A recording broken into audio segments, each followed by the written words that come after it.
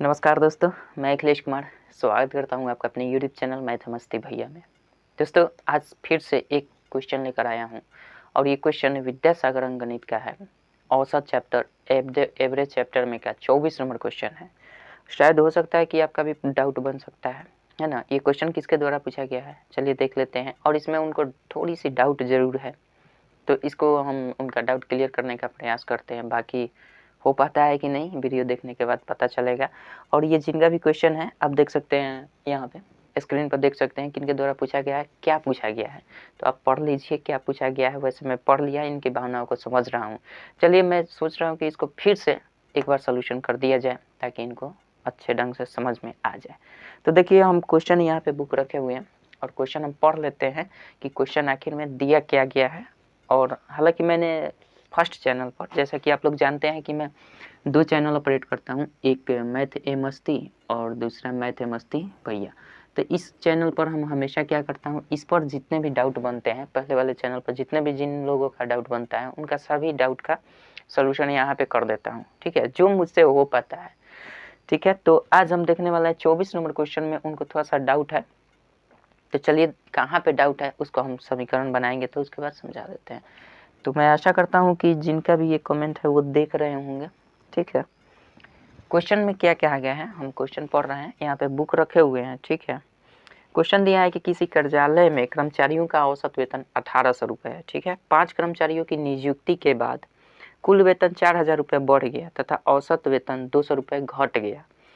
तो कर्मचारियों की वर्तमान संख्या बता देनी है। ठीक है, तो पहले हम मान लेते हैं कि कर्मचारियों की जो संख्या थी वो हम मान लेते हैं, कर्मचारियों की संख्या क्या, कर्मचारी की संख्या पहले मान लेंगे। कर्मचारी की संख्या हम मान लेते हैं कि x थी। पहले कर्मचारी की संख्या x थी। ठीक है, और इस x कर्मचारी की संख्या जब x थी और इनका कुल औसत वेतन जो था वो 1800 रुपया था।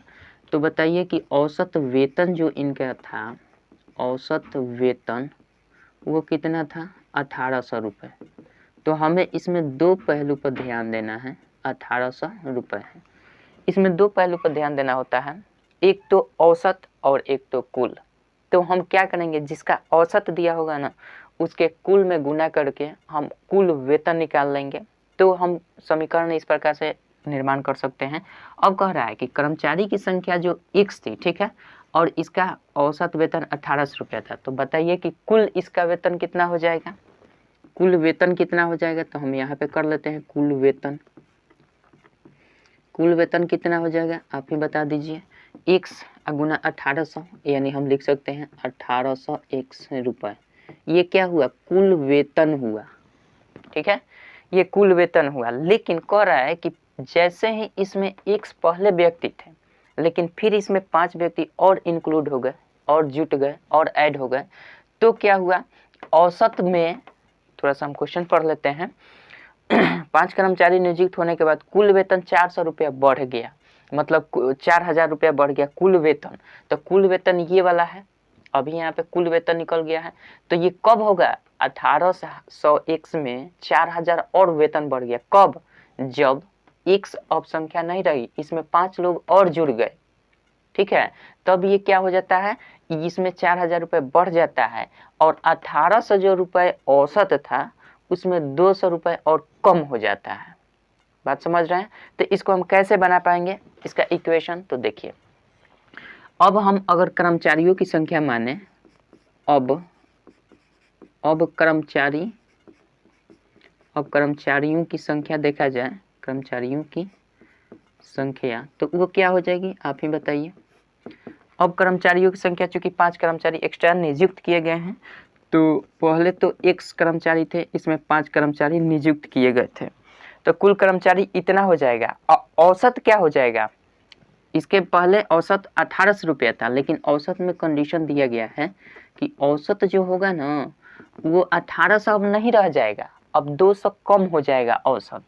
यानी 200 कम होगा तो मतलब 1800 घटा 200 कर देंगे, तो ये कितना औसत हो जाएगा, 1600 रुपये औसत हो जाएगा। अब देखिए यहाँ पे 1600 रुपये औसत हो गया, यहाँ पे संख्या x + 5 हो गया। तो अब इसका हम कुल निकाल लेंगे, जिस प्रकार से यहाँ पे हमने संख्या लिया था और औसत वेतन लिया था तो कुल इतना हो गया। उसी प्रकार से अब अगर संख्या x + 5 हो गई और औसत 200 घट गया यानी 1600 हो गया, तो इसका कुल कितना हो जाएगा? चूँकि कुल हम कैसे निकालते हैं? संख्या गुना औसत कर देते हैं, कुल निकल जाता है। तो यहाँ से हम कुल अगर निकालें तो क्या हो जाएगा? x + 5, ठीक है, इंटू हम क्या कर देंगे? 1600। x + 5 इंटू 1600, ये हमारा क्या हो जाएगा? 1800x हो जाएगा। और इस स्थिति में करने पर हमारा क्या होता है, सो देख लीजिए। जब ये हम काम करते हैं कि जब x + 5 इंटू ये पूरा का पूरा कुल 1600 ये क्या हो जाता है? ये देखिए, ये हमने निकाल दिया संख्या, ये हो गया औसत, तो ये टोटल गुना कर देंगे तो कुल निकल गया। और जब इस प्रकार से किया जाता है तो होता क्या है कि 1800 जो x था ना कुल वेतन, उसमें 4000 रुपये की वृद्धि हो जाती है और औसत में 200 कमी हो जाती है। तो औसत में 200 कमी हो जाती है तो इसका इक्वेशन हमने यहाँ पे लिख दिया। और इसमें क्या होता है कि 4000 और रुपये बढ़ जाते हैं, तो 1800x में 4000 रुपये बढ़ा देंगे, ठीक है। तो ये कितना हो जाएगा? ये हो जाएगा आपका 1800 plus x, sorry 1800x plus हम कर देंगे कितना? 4000 रुपया बढ़ गया है, ठीक है, ये कर देंगे। अब इस प्रकार से हमारा जो इक्वेशन बना है इसी का सलूशन कर देना है और कुछ नहीं करना है। आई होप कि इसमें समझ रहे हैं, इसमें कहीं डाउट नहीं है, हालांकि उसमें भी बताया है। आपका कहने का मतलब है कि इसमें 200 घटाकर 16 से गुना कैसे किए हैं, यही ना कहना है।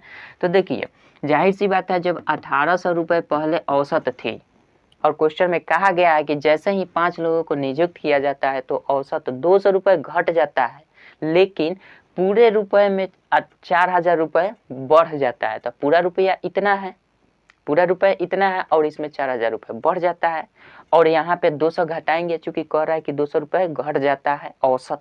तो औसत जब 2000 घट जाता है तो पहले तो औसत रुपये कितना था? 1800, 200 घटेगा तो 1600। तो 1600 जो ये औसत हुआ कितने लोगों का? x + 5, जो 5 एक्स्ट्रा बढ़े हैं। तो इसीलिए ना कुल और गुना औसत बराबर हम क्या कहते हैं? कुल। कुल गुना औसत बराबर कुल खर्च, यानी कुल खर्च कितना हो जाएगा हमारा? इतना हो जाएगा। बस इसी समीकरण का सलूशन कर देना है। तो अब हम क्या करेंगे, शायद आपको समझ में आ गया होगा। अब चलिए इसको हम समीकरण सिंपल हल कर देते हैं। तो 1600x हो जाएगा प्लस 16 × 5 = 80, यानी 8000 ये हो जाएगा। और ये हम कर देते हैं 1800x प्लस 4000, कोई दिक्कत नहीं है। अब यहाँ से हम कर देंगे 1600x में से घटा देते हैं 1800x, 1800x घटा देंगे तो इधर हो जाएगा 4000 घटाओ 8000, ठीक है, ये कर देंगे, कोई दिक्कत नहीं है। मैं आशा करता हूँ समझ रहे होंगे। चलिए यहीं पे कर लेते हैं। अब इसको घटाएंगे तो -2, 1600 में से घटेगा 1800 तो -200x हो जाएगा और ये घटेगा तो -4000 हो जाएगा, ठीक है। अब देखिए यहाँ से दोनों तरफ से माइनस ख़त्म हो जाएगा, बस यहाँ पे कैलकुलेशन कर देना है। यहाँ पे कर लेते हैं हम, तो यहाँ पे लाते हैं तो ये क्या हो जाएगा? 200x बराबर हो जाएगा आपका 4000, ठीक है।